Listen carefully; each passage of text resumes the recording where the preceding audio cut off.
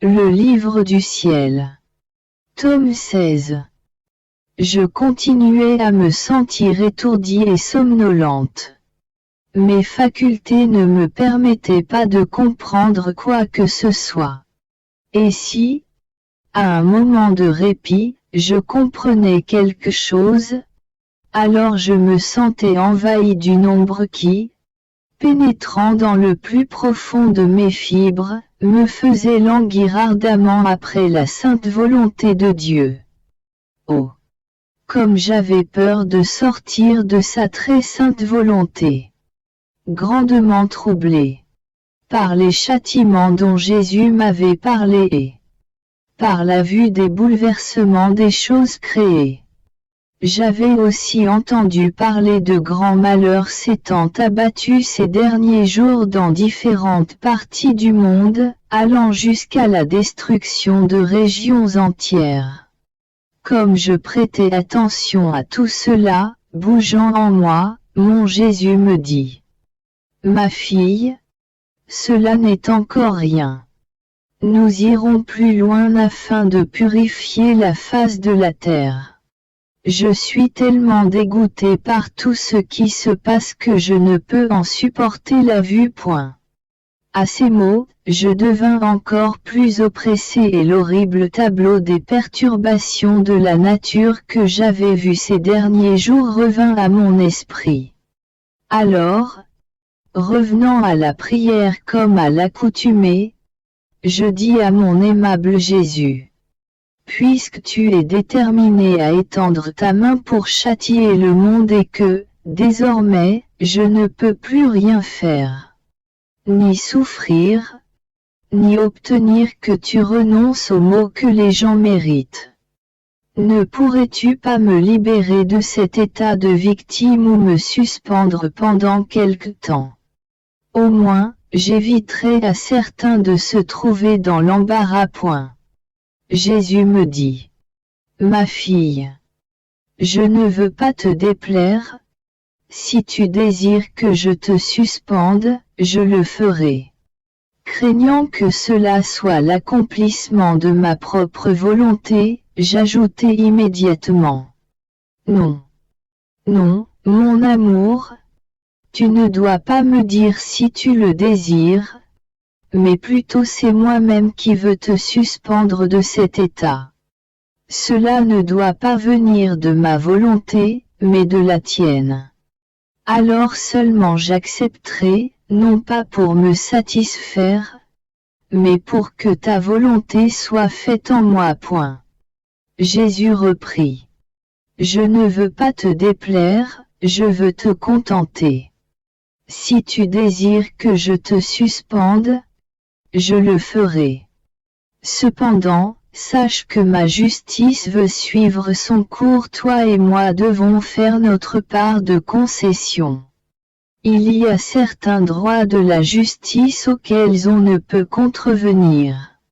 Mais puisque, dans ton état de victime, je t'ai placé au centre de ma volonté, même si tu dois dormir à un moment, souffrir à un autre, prier à un autre, c'est toujours un rempart contre ma justice pour empêcher la destruction presque totale des choses. En fait, il ne s'agit pas seulement de châtiment mais de destruction. D'un autre côté, sache que je ne veux pas te forcer. Je n'ai jamais aimé la force. À tel point que lorsque je suis venu sur la terre et que j'ai voulu naître à Bethléem, je m'y suis rendu, oui, mais en frappant de porte à porte afin de trouver une place où naître, mais je n'ai forcé personne. Avec mon pouvoir, j'aurais pu utiliser la force pour avoir un endroit moins inconfortable. Mais je ne l'ai pas voulu. Je me suis contenté de frapper aux portes et de demander refuge, sans insister. Et puisque personne ne voulut me recevoir, je me suis contenté de naître dans une grotte où les animaux m'ont donné libre accès et ont été les premiers à adorer leur Créateur, plutôt que de forcer qui que ce soit à m'accueillir. Cependant, ce refus coûta beaucoup aux gens de Bethléem. Car ils ont été privés des bienfaits que mes semelles posées sur leur terre leur auraient donnés ou du privilège de me revoir de nouveau parmi eux. J'aime les choses spontanées, pas les choses forcées. J'aime faire pour l'âme ce qu'elle accepte comme étant sien. Comme si ce que je lui donnais provenait d'elle et non de moi. Afin de recevoir d'elle ce que je désire et qu'elle me le donne amoureusement. La force est pour les esclaves, les serviteurs et ceux qui n'aiment pas. C'est pourquoi, tout comme pour les habitants de Bethléem, je m'éloigne de ces âmes qui ne sont pas prêtes à me laisser entrer en elles et à m'accorder toute liberté d'y accomplir tout ce que je veux. En entendant cela, je dis, mon amour, Jésus, non, je ne veux pas être forcé, mais, librement, je veux demeurer dans cet état, même au prix de souffrances mortelles. Et toi, ne me laisse jamais et donne-moi la grâce de toujours faire ta volonté. Je vis mes jours dans l'amertume, privé de mon doux Jésus, en plus d'être accablé d'un profond sommeil tel que je ne sais pas où je suis et ce que je fais. Je ressens autour de moi l'ombre de mon Jésus qui me place comme dans une armure de fer qui m'immobilise, m'enlève la vie et m'abasourdit. Et je ne comprends plus rien. Quel pénible changement en moi! Moi qui ne savais pas ce que c'était que de dormir. Et même quand un léger sommeil me surprenait, je ne perdais pas la conscience de mon intérieur. J'avais conscience des fibres de mon cœur, de mes pensées, pour pouvoir les redonner à Jésus qui m'aime tant, afin de l'accompagner dans toutes les heures de sa passion. Ou me promener dans l'immensité de sa volonté pour tout lui redonner et lui présenter les actes qu'il veut de la part de toutes les créatures. Maintenant, tout est terminé. Mon Jésus, dans quelles amères douleurs, dans quelle mer de chagrin tu désires que ma pauvre âme navigue. Oh! S'il te plaît, donne-moi la force, ne me quitte pas, ne m'abandonne pas. Souviens-toi que toi-même tu me disais que je suis petite, ou plutôt, la plus petite de toutes, tout nouvellement née. Et si tu me laisses, si tu ne m'aides pas, si tu ne me donnes plus la force, la nouvelle-née va certainement mourir. Pendant que j'étais dans cet état, je me disais, qui sait, c'est peut-être le diable qui forme cette ombre sur moi et me met dans cet état d'immobilité. Alors je me sentis écrasé plus que jamais sous un énorme poids. Se montrant, mon aimable Jésus plaça sur moi le rebord d'une roue qu'il portait. Tout affligé, il me dit, « Ma fille, patience, c'est le poids du monde qui nous écrase. Cependant, un seul côté appuyé sur toi m'empêche d'en finir avec le monde entier. Ah!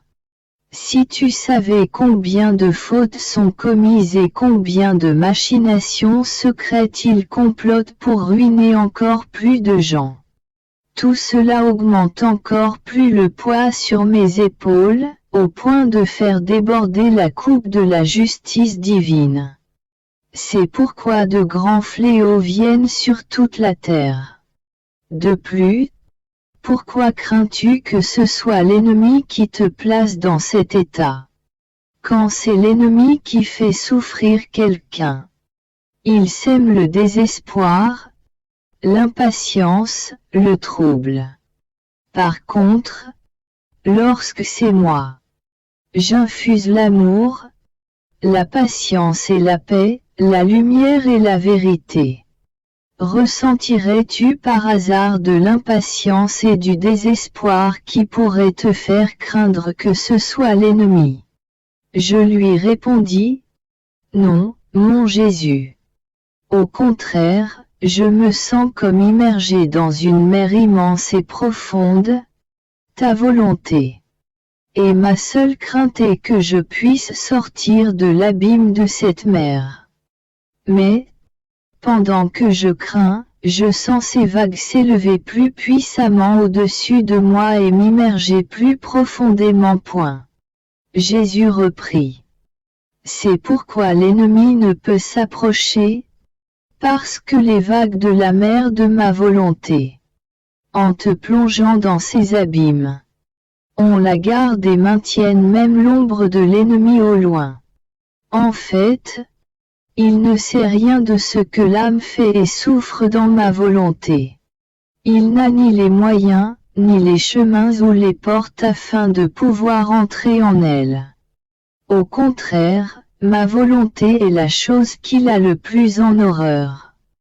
Et si, parfois, ma sagesse manifeste quelque chose de ce que l'âme fait dans ma volonté, l'ennemi ressent une telle rage que ses supplices infernaux se multiplient. Car, lorsque ma volonté remplit l'âme et est aimée par elle, cela forme le paradis, tandis que, lorsqu'elle est absente de l'âme et n'est pas aimée par elle, cela forme l'enfer. Par conséquent, si tu désires être à l'abri de tout piège diabolique, prends à cœur ma volonté et vis continuellement en elle. Je passais mes journées dans une très profonde amertume, subissant un lourd silence de la part de Jésus, avec la presque totale privation de son aimable présence. Ce sont là des souffrances terribles. Je crois qu'il est pour moi préférable de les passer sous silence pour ne pas ajouter à mon douloureux martyre. Ce matin, après beaucoup de luttes de ma part, mon Jésus béni s'est fait voir en moi, comme s'il me remplissait complètement de lui-même. Et moi, surprise par sa présence inattendue, je voulus me plaindre au sujet de son absence, mais il ne m'en laissa pas le temps. Tout affligé, il me dit, « Ma fille, comme je me sens amère. Les créatures m'ont transpercé de 3 clous. Non pas dans mes mains, mais dans mon cœur et ma poitrine. Ce qui me donne les souffrances de la mort. Elle prépare 3 conspirations, chacune plus laide que les autres. Et, dans ces conspirations, elle vise mon Église. L'homme ne veut pas renoncer au mal. Au contraire, il s'y précipite davantage.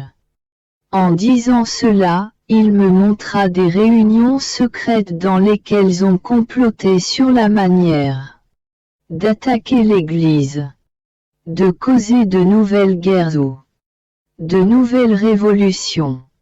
Combien de mots horrifiants pouvaient être vus. Monde où Jésus reprit la parole.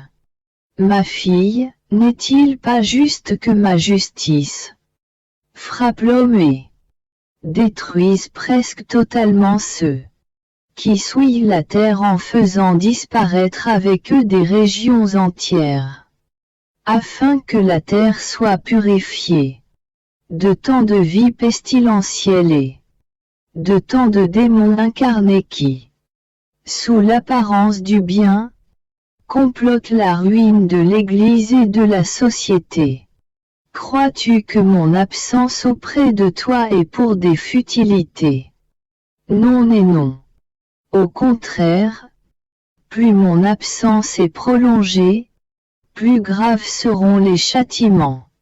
Souviens-toi de tout ce que je t'ai dit au sujet de ma volonté. Aussi, les fléaux et les destructions serviront à atteindre ce que je t'ai dit. que ma volonté en vienne à régner sur la terre. Mais elle doit trouver la terre purifiée. Pour qu'elle le soit, les destructions sont nécessaires. Par conséquent, patience, ma fille, et ne quitte jamais ma volonté. Parce que tout ce qui prend place à l'intérieur de toi servira à faire en sorte que ma volonté vienne triomphalement régner chez les hommes. À la suite de ces propos de Jésus, je me résignai, oui, mais dans une grande affliction. La pensée du grand mal régnant dans le monde et mes privations de Jésus étaient comme un couteau à deux tranchants, qui me tuait, qui ajoutait à mon tourment, sans me faire mourir. Le lendemain matin, mon doux Jésus se montra tout blotti à l'intérieur de moi. Il me dit: Ma fille, je suis posté en toi. De ton intérieur, je regarde ce que le monde fait. En toi je trouve l'air de ma volonté. Je ressens que je peux y trouver tout le décorum qui convient à ma personne. Il est vrai que ma volonté est partout. Cependant, oh, que c'est différent. Quand ma volonté est la vie de la créature et que celle-ci vit en ma volonté. Dans le cas contraire, ma volonté se trouve isolée, offensée et incapable de déverser les biens qu'elle contient et de former des vies totalement issues d'elle et pour elle. D'un autre côté, quand je trouve une créature qui ne veut aucune autre vie que ma volonté trouve en cette âme de la compagnie, est aimée d'elle et prend plaisir à partager ses biens avec elle, formant ainsi en elle une vie provenant de ma volonté et pour ma volonté. En trouvant mes propres choses dans cette âme, ma sainteté, ma lumière et ma propre volonté agissant en elle, j'y trouve les honneurs et le décorum que je trouvais dans ma propre humanité lorsque j'étais sur la terre, où ma divinité était comme ornée de mon humanité. De la même manière, je suis orné de l'âme qui fait ma volonté. Je vis caché en elle comme en mon propre centre. De son intérieur, je regarde la méchanceté des créatures et je pleure et prie pour elles. En voyant quelqu'un parmi les créatures qui a ma volonté pour vie sur la terre. Combien de maux et de châtiments je retiens par égard pour cette âme.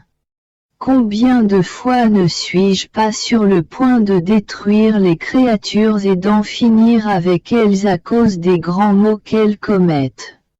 Mais simplement en te regardant et en regardant la citadelle de ma volonté en toi, je me blottis de nouveau en toi et je m'abstiens de le faire. Donc, ma fille, patience, et laisse toujours ma volonté avoir totalement vie en toi. Je priais comme à l'accoutumée. M'abandonnant dans les bras de la volonté suprême, je me proposais d'adorer en elle la divine majesté. Bougeant en moi, mon Jésus prit ma pauvre âme dans ses mains l'élevant entre ciel et terre, il adora l'être suprême avec moi et il me dit: Ma fille, la véritable et parfaite adoration consiste à consentir totalement à l'union de son âme avec la divine volonté. Plus l'âme unit sa volonté à celle de son Créateur, plus complète et parfaite est son adoration. Par contre, si la volonté humaine n'est pas unie à la divine volonté, encore plus, si elle en est très éloignée, cela ne peut pas être appelé adoration. Mais obscurité, ombre incolore ne laissant aucune trace. Si la volonté humaine n'est pas disposée à recevoir le baiser de la volonté suprême, Cela peut être insulte ou mépris plutôt qu'adoration. Adorer est en premier lieu reconnaître la volonté du Créateur dans le but de s'y conformer. Si cela n'est pas, l'âme adore en parole mais, en fait, elle insulte et offense. Si tu désires connaître le véritable et parfait modèle d'adoration, viens avec moi au milieu des trois personnes divines. Alors, je ne sais comment. Jésus me serra plus fermement et m'éleva plus haut que d'habitude. Au milieu d'une lumière infinie, je me suis senti anéanti. Mais mon annihilation était surclassée par une vie divine libérant divers reflets de beauté, de sainteté, de lumière, de bonté, de paix, d'amour, etc. De telle manière que, transformé par ces nuances divines, mon néant n'était plus reconnaissable et était amoureux de celui qui l'avait tant embelli. Monde où Jésus reprit la parole. Vois, ma fille. L'acte premier des divines personnes est le parfait accord entre leurs volontés. Nos volontés sont si unies que la volonté de l'un ne peut être distinguée de celle de l'autre. Même si nos personnes sont distinctes, nous sommes trois, notre volonté est une. Et cette volonté unique produit un acte d'adoration continuelle et parfait entre les personnes divines. Chacune adore les autres. Cet accord entre nos volontés produit une égalité de sainteté, de lumière, de bonté, de beauté, de puissance et d'amour. Il fait régner en nous l'ordre et la paix. Et il nous donne des joies et un bonheur immense, des béatitudes infinies. L'accord entre la volonté humaine et la volonté divine est le lien premier entre le Créateur et la créature, par lequel, comme à travers un canal, les vertus divines descendent dans la créaturée, produisent en elle la véritable adoration et le parfait amour pour son Créateur. Par ce même canal, la créature reçoit les divers reflets des qualités divines. À chaque fois que l'âme s'élève pour s'immerger dans la volonté éternelle, elle en est embellie et obtient encore plus de variété de la divine beauté. C'est pourquoi je dis que l'âme qui fait ma volonté fait mon amusement et mon contentement. Je garde le pinceau de ma volonté à la main lorsque l'âme plonge dans ma volonté, je m'amuse à lui faire des retouches et à peindre en elle de nouvelles nuances de ma beauté, de mon amour, de ma sainteté et de toutes mes qualités. Pour moi, être en cette âme et être au ciel, c'est la même chose. Je trouve en elle la même adoration que celle des personnes divines, ainsi que ma volonté et mon amour. Et comme il y a toujours quelque chose qui puisse être donné aux créatures, j'agis tantôt comme un peintre habile en peignant mon image en cette âme, tantôt comme enseignant en lui communiquant les doctrines les plus sublimes, tantôt comme un amoureux passionné en donnant et désirant de l'amour. En somme, j'use de tous mes arts pour m'amuser avec cette âme. Et quand, offensé par les créatures, mon amour ne trouve aucune place où se réfugier pour échapper à ceux qui me poursuivent afin de me faire mourir, ou qui veulent me forcer à me retirer dans la voûte des cieux, je prends refuge dans l'âme qui possède ma volonté et, là, je trouve ma puissance qui me défend, mon amour qui m'aime, ma paix qui me donne du repos, tout ce que je veux. Ma volonté relie toutes choses, le ciel, la terre et tous les biens desquels elle ne fait qu'un et d'où proviennent tous les biens imaginables possibles. Aussi, je peux dire que l'âme qui fait ma volonté est tout pour moi et que je suis tout pour elle. Ensuite, mon aimable Jésus disparut en se retirant dans les profondeurs de mon cœur. Je demeurai réconforté, fortifié, oui, mais en proie à la douleur d'être sans lui et de ne pas lui avoir dit un seul mot au sujet de mon état difficile. Oh oui. Quand l'âme est avec Jésus, elle se complaît éperdument et ne ressent aucun besoin. Avec lui, tous les soucis disparaissent et tous les biens sont disponibles. Mais quand il se retire, les soucis reviennent et la douleur de son absence devient encore plus aiguë, déchirant le cœur sans pitié. Mon Jésus réapparut et me dit que son cœur était couvert de plaies, comme si on lui avait donné 1000 coups de couteau. Il me dit, « Ma fille, c'est toi qui m'as fait ces blessures au cœur. Lorsque tu m'appelais, tu me blessais. Lorsque tu me rappelais que tu étais sans moi, tu renouvelais les blessures. Et lorsque tu souffrais à cause de mon absence, tu ajoutais encore plus de blessures. » En entendant cela, je lui dis, « Mon amour, si tu savais combien mon cœur saigne à cause de toi, et combien je me sens blessé et aigri par mes privations de toi, au point de ne plus pouvoir en prendre. Ainsi, mon cœur est encore plus meurtri que le tien. » Elle reprit, « Voyons donc qui a plus de blessures entre toi et moi. » Alors, il visita l'intérieur de mon âme et fit la comparaison entre lui et moi, pour savoir qui avait le plus de blessures, lui ou moi. À ma surprise, je m'aperçus qu'il avait plus de blessures que moi, même si j'en avais pas mal. Il me dit, « As-tu vu comme je suis plus blessé que toi?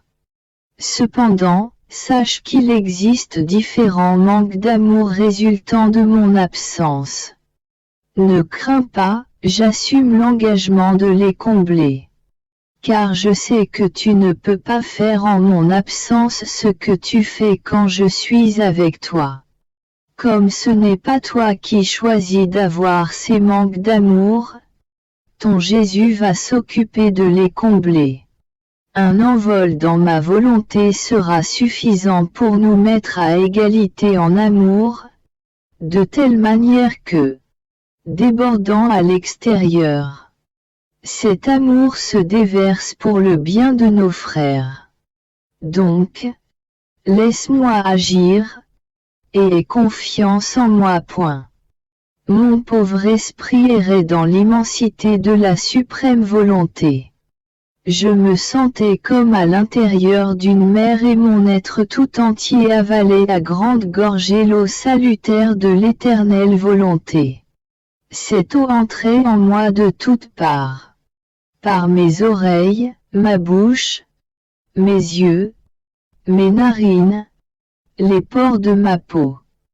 Mon doux Jésus bougea en moi et il me dit, « Ma fille, ma volonté est éternelle et les actions de celui qui vit en elle, de la plus petite à la plus grande, étreignant l'éternité et animées par une volonté éternelle, prennent la valeur, le mérite et la forme des actions divines et éternelles. La divine volonté vide les actions de cette personne de tout ce qui est humain. Les fait siennes. Place son sceau sur elles et les transforme en actions divines et éternelles.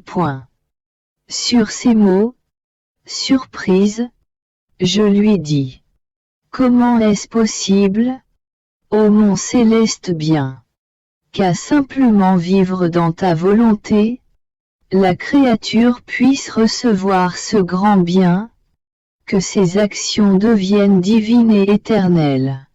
Jésus reprit, « Pourquoi es-tu surprise? C'est très simple, tout résulte du fait que ma volonté est divine et éternelle et que tout ce qui provient d'elle, étant né d'une volonté divine et éternelle, ne peut pas ne pas être divin et éternel. Pour autant que la créature laisse sa volonté humaine de côté, pour donner place à la mienne. Si elle fait ainsi, ses actions sont comme si elles étaient nôtres, les petites comme les grandes. La même chose s'est produite à la création. Combien de choses grandes et petites n'ont-elles pas été créées, jusqu'à la petite semence, le petit insecte. On ne peut pas dire que mes grandes œuvres ont été créées par la suprême volonté et sont ainsi des œuvres divines, et que les petites n'ont pas été créées par une main divine. Et même si on peut observer que ce qui fut créé dans l'espace, les cieux, le soleil, les étoiles, etc., est fixe et stable, alors que ce qui fut créé en bas sur la terre, les fleurs, les plantes, les oiseaux, etc., est sujet à mourir et à revivre, cela ne veut rien dire. Au contraire, parce que ces dernières ont été créées par une volonté divine et éternelle. La semence a la vertu de se multiplier. Parce qu'en toute chose, il y a ma venue créatrice et préservatrice. Si toutes les choses créées, petites et grandes, peuvent être appelées œuvres divines, ayant été créées par la vertu de mon fiat omnipotent, beaucoup plus encore peut-on qualifier de divines et éternelles les actions que ma volonté accomplit dans l'âme qui, plaçant sa volonté humaine au pied de ma volonté, donne à celle-ci pleine liberté d'agir. Ah! Si les créatures pouvaient voir l'âme qui laisse ma volonté vivre en elles, elles verraient des choses étonnantes jamais vues auparavant. Un Dieu opérant dans le petit cercle de la volonté humaine. Ce qui est la plus grande chose qui puisse exister sur la terre et dans le ciel. La création elle-même reste loin derrière. Comparé aux prodiges que j'opère dans cette créature. Je me sentais aigri au plus haut point. À cause de la privation de mon doux Jésus et aussi parce que j'étais hanté par le triste doute que tout ce que Jésus m'avait dit et avait fait en mon âme n'était qu'une illusion, une ruse de l'infernal ennemi. Je me disais, si cela m'était permis et si tous les écrits étaient entre mes mains. Oh! Comme je les brûlerais avec plaisir. Mais, hélas, ils ne sont pas en ma possession. Et, même si je le voulais, cela ne me serait pas concédé. Ah! Jésus, sauve au moins ma pauvre âme, ne me laisse pas périr. Et puisque tout est terminé, les relations entre toi et moi, ne permet pas que j'aie le plus grand malheur. Celui de ne pas accomplir, même légèrement, ta très sainte et adorable volonté. Pendant que j'entretenais ces pensées, mon aimable Jésus bougea en moi. Et, par son adorable présence, l'obscurité s'envola. Les doutes disparurent. La lumière et la paix me revinrent. Il me dit, « Fille de ma volonté, pourquoi doutes-tu de mon action en toi? Avoir des doutes au sujet de ma suprême volonté et de ce que je t'ai dit à son sujet est la chose la plus absurde qui puisse exister. La doctrine de ma volonté est une eau plus claire que le cristal sorti de la source limpide de ma divinité. Elle est plus que le flamboyant soleil qui éclaire et réchauffe. Elle est le plus clair des miroirs et tous ceux qui jouiront du grand bienfait de se mirer dans cette céleste et divine doctrine seront remués et ressentiront en eux le bienfait d'être purifiés de leur souillure, de telle sorte qu'ils pourront boire à pleine gorgée de cette céleste doctrine et être ainsi embellis d'ornements divins. Tu dois savoir pourquoi, à la création, la sagesse divine voulut prononcer le fiat. Elle aurait pu créer toute chose sans prononcer un seul mot. Mais, comme elle voulait que sa volonté plane au-dessus de toute chose, que toute chose reçoive sa vertu et ses biens, elle prononça le fiat. En le prononçant, elle communiqua à la création les prodiges de sa volonté afin que toute chose puisse avoir sa volonté. Comme vie, comme régime, comme exemplée, comme éducatrice. Grande, ma fille, fut la première parole de votre Dieu qui résonna dans la voûte des cieux. Ce fut le fiat. Il n'a rien dit d'autre. Cela signifie que tout était dans ce fiat. Par lui, j'ai créé toute chose, j'ai tout constitué. J'ai tout ordonné, j'ai tout inclus. J'ai consigné tous mes biens pour le bénéfice de tous ceux qui n'iraient pas hors de mon éternel fiat. Quand, après avoir créé toute chose, je voulus créer l'homme, je n'ai rien fait d'autre que de répéter mon fiat. Et comme si je voulais le pétrir avec ma propre volonté, j'ajoutai, faisons l'homme à notre image et à notre ressemblance. Par la vertu de notre volonté, il gardera notre ressemblance entière en son intérieur et il préservera notre image belle et intacte.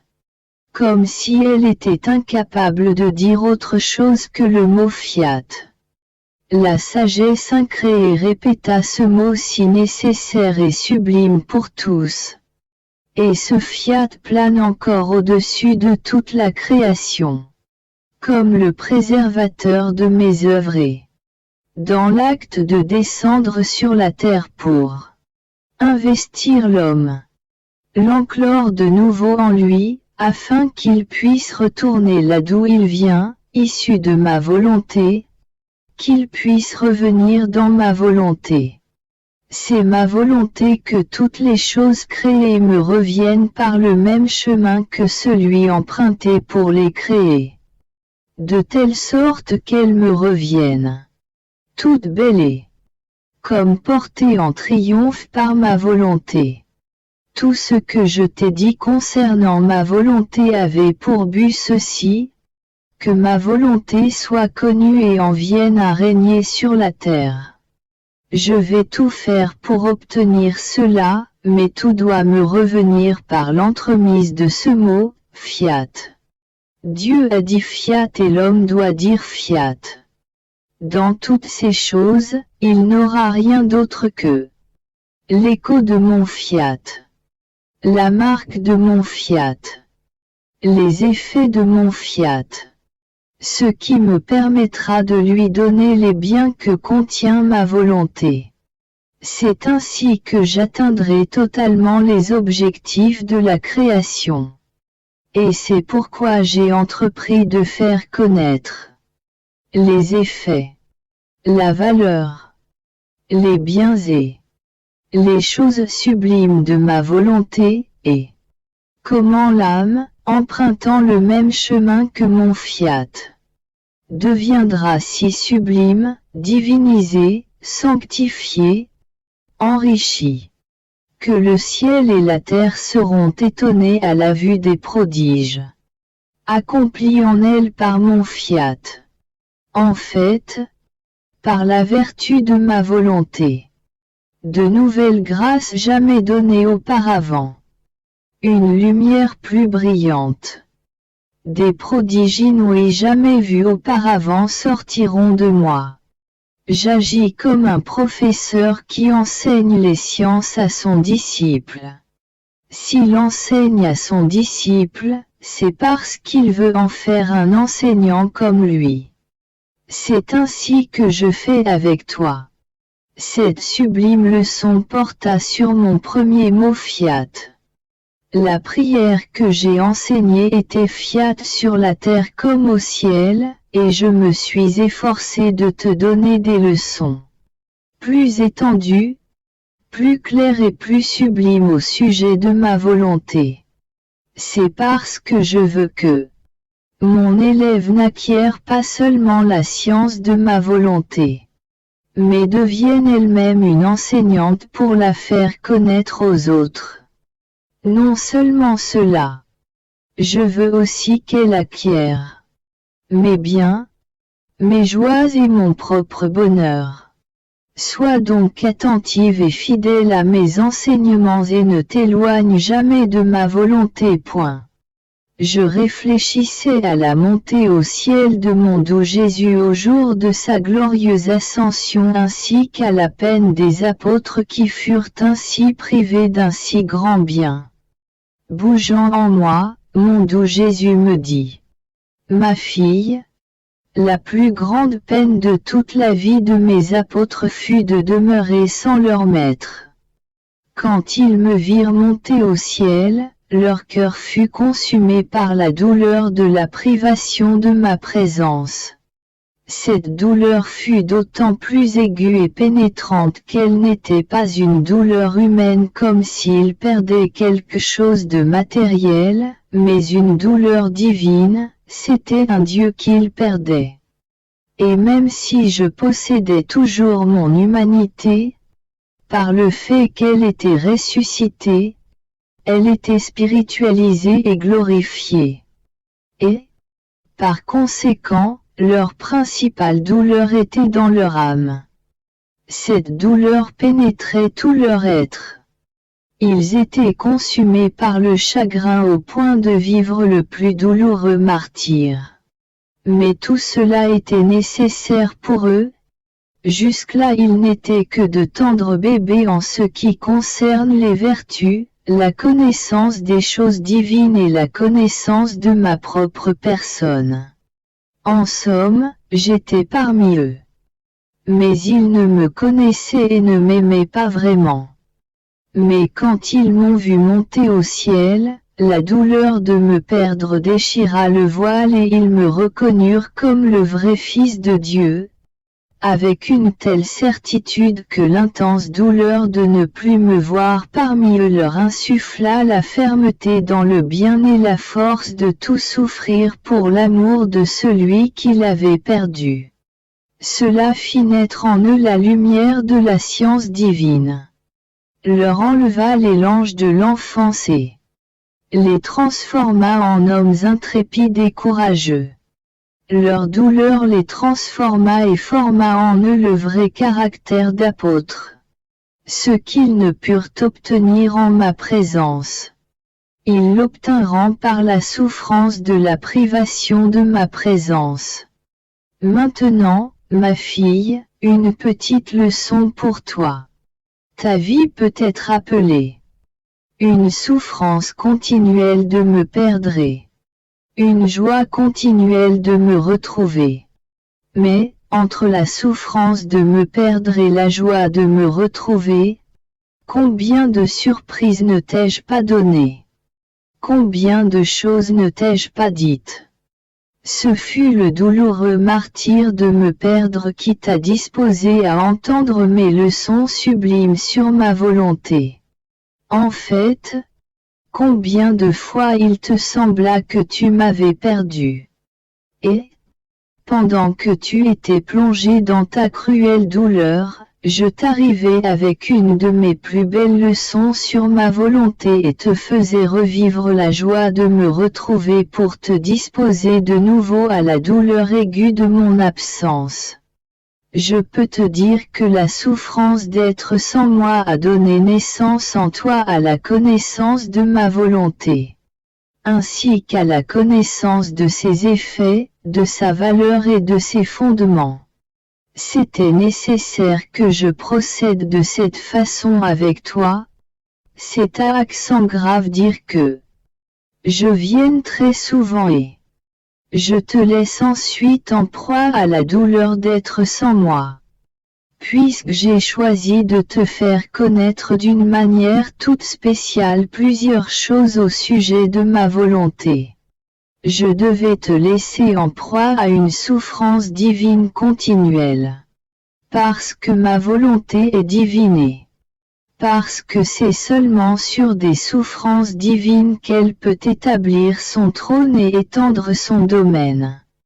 En assumant l'attitude d'un enseignant, je te communiquais la connaissance de ma volonté autant que cela était possible pour une créature. Beaucoup seront émerveillés en entendant parler des visites continuelles que je t'ai faites et que je n'ai pas faites aux autres, et de tes souffrances continuelles à cause de mon absence. Si tu ne m'avais pas vu de si nombreuses fois, tu ne m'aurais pas connu et aimé autant. Parce que chacune de mes visites amène une nouvelle connaissance de moi et un nouvel amour. Et plus une âme me connaît et m'aime, plus sa souffrance augmente. En venant, je provoquais ta souffrance plus intensément. Parce que je voulais que ma volonté ne manque pas en toi du noble cortège de la souffrance qui affermit l'âme. Et aussi afin d'établir en toi ma demeure permanente et de te donner des leçons nouvelles et continuelles sur ma volonté. Donc, je te le répète, laisse-moi faire et aie confiance en moi.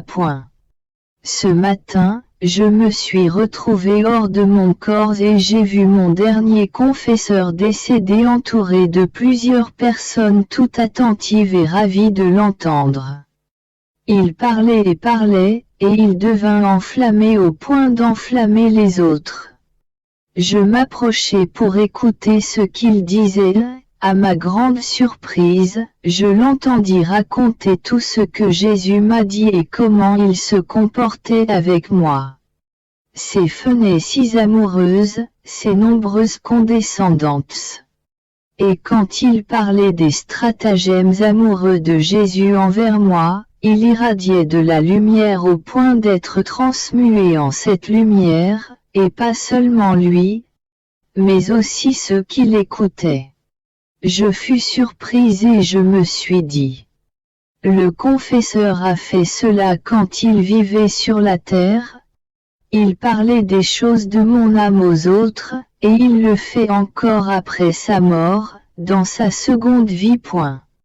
Et j'attendais qu'il ait terminé de parler pour pouvoir m'approcher de lui et lui dire quelques-unes de mes difficultés.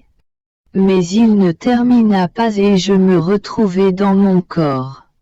Ensuite, comme à l'accoutumée, j'accompagnai mon bien-aimé Jésus dans sa passion, compatissant avec lui, faisant réparation, et faisant mienne ses souffrances. Bougeant en moi, il me dit, « Ma fille, quel grand profit une âme tire quand elle se souvient de moi et de toutes les choses que j'ai accomplies, souffertes et dites durant ma vie, en compatissant avec moi, en partageant mes intentions et en se souvenant de mes souffrances, de mes travaux et de mes paroles. Elle les convoque en elle et les place en ordre dans son âme, de façon à profiter des fruits de tout ce que j'ai fait, souffert et dit. Cela produit en cette âme une sorte de divine humidité que le soleil de ma grâce se délecte à transformer en une céleste rosée. Et cette rosée ne fait pas que merveilleusement embellir l'âme. Elle a la vertu d'adoucir les rayons du soleil ardent de ma divine justice. Si l'âme est brûlée par le feu du péché et que ma justice est sur le point de la frapper, la brûler et la dessécher davantage. En adoucissant les rayons de ce soleil justicier, cette divine rosée met ses rayons à profit pour former une rosée bénéfique afin que la créature ne soit pas frappée. Elle constitue elle-même une humidité vitale pour que l'âme ne se dessèche pas. Cela se passe comme dans la nature. Lorsqu'après une journée de soleil brûlant, les plantes sont sur le point de se flétrir, une nuit humide suffit pour qu'elles se raffermissent. Ensuite, le soleil forme sa rosée, au lieu de faire périr ces plantes, sa chaleur sert à les féconder et à mener leurs fruits à leur complète maturation. D'une façon encore plus merveilleuse.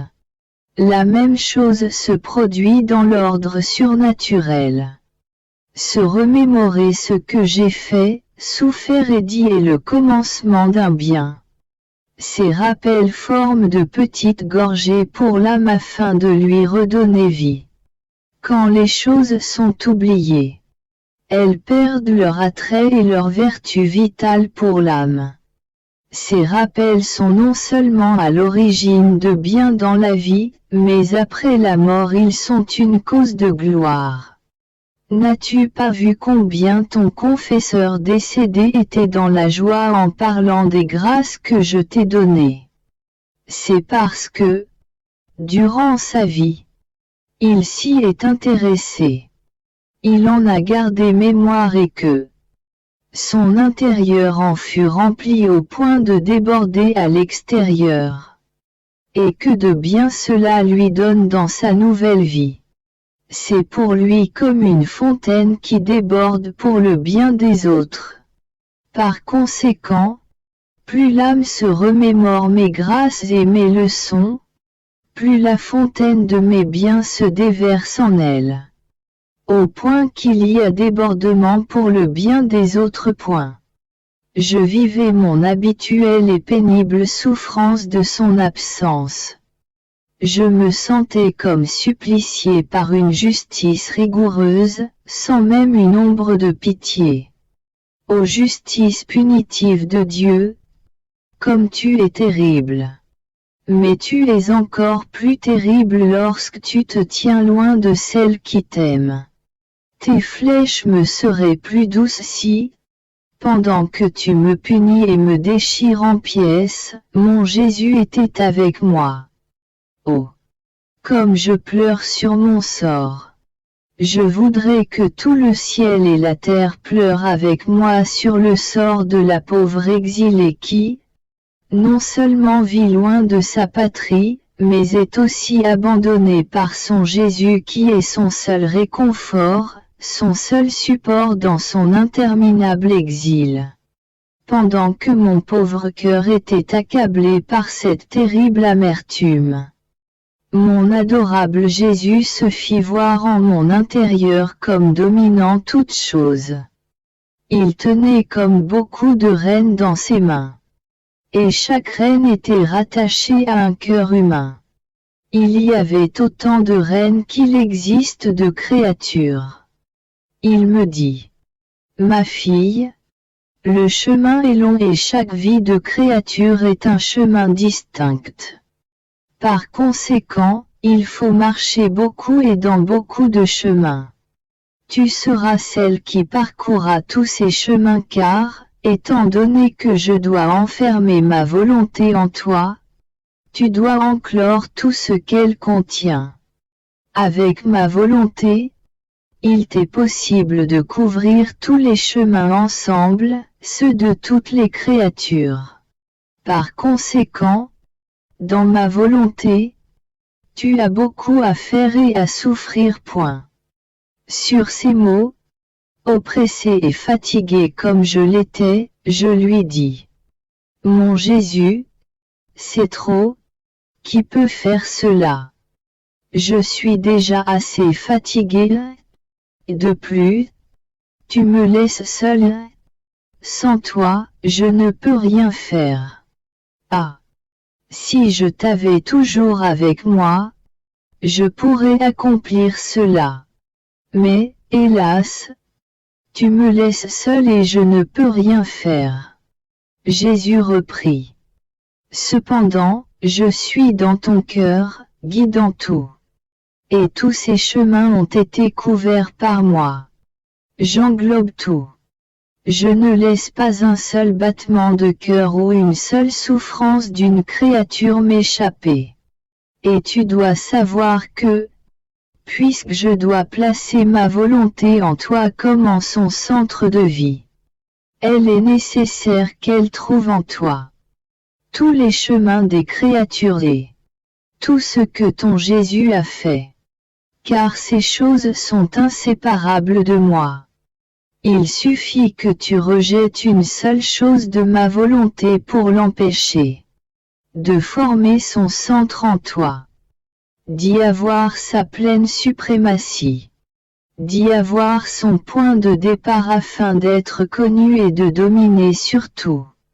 Vois donc combien il est nécessaire que tu englobes toutes les créatures et que tu couvres tous leurs chemins, prenant sur toi les épreuves, les douleurs et les actions de tous. Si tu veux que la majesté de ma volonté descende en toi pour y poursuivre son chemin. Surprise, je lui dis. Mon amour, qu'est-ce que tu dis? Tu sais combien je suis pauvre et dans quel état je me trouve.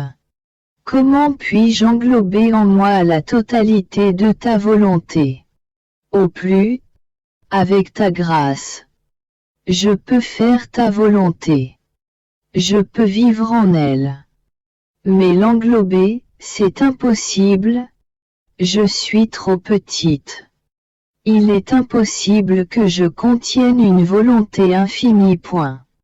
Il reprit. Ma fille, cela montre que tu ne veux pas comprendre. Celui qui veut enfermer sa volonté en toi te donnera la grâce et la capacité pour la contenir. N'ai-je pas enfermé tout mon être dans le sein de ma céleste maman? Serait-ce que je n'aurais enfermé qu'une partie de moi-même en elle, laissant une partie au ciel? Certainement pas. Ne fut-elle pas la première à prendre part à toutes les actions de son Créateur, à toutes ses souffrances, à s'identifier à lui afin de ne rien omettre de ce qu'il faisait? Ne fut-elle pas le point de départ du dos de moi-même à toutes les créatures? Si j'ai fait cela avec mon inséparable maman afin de descendre vers l'homme et d'accomplir ma rédemption, ne puis-je pas le faire avec une autre créature, en lui donnant la grâce et la capacité de contenir ma volonté, en lui faisant prendre part à tous mes actes, en formant ma vie en elle comme en une seconde maman, pour venir au milieu des créatures, pour me faire connaître d'elle et pour accomplir le fiat voluntatua sur la terre comme au ciel? Ne veux-tu pas être le point de départ du règne de ma volonté sur la terre? Mais, oh! Comme il en a coûté à ma reine maman d'être le point de départ de ma venue au milieu des créatures. Ainsi, il t'en coûtera d'être le point de départ du règne de ma volonté au milieu des créatures. Celui qui doit tout donner doit tout enfermer en lui. On ne peut donner que ce que l'on a.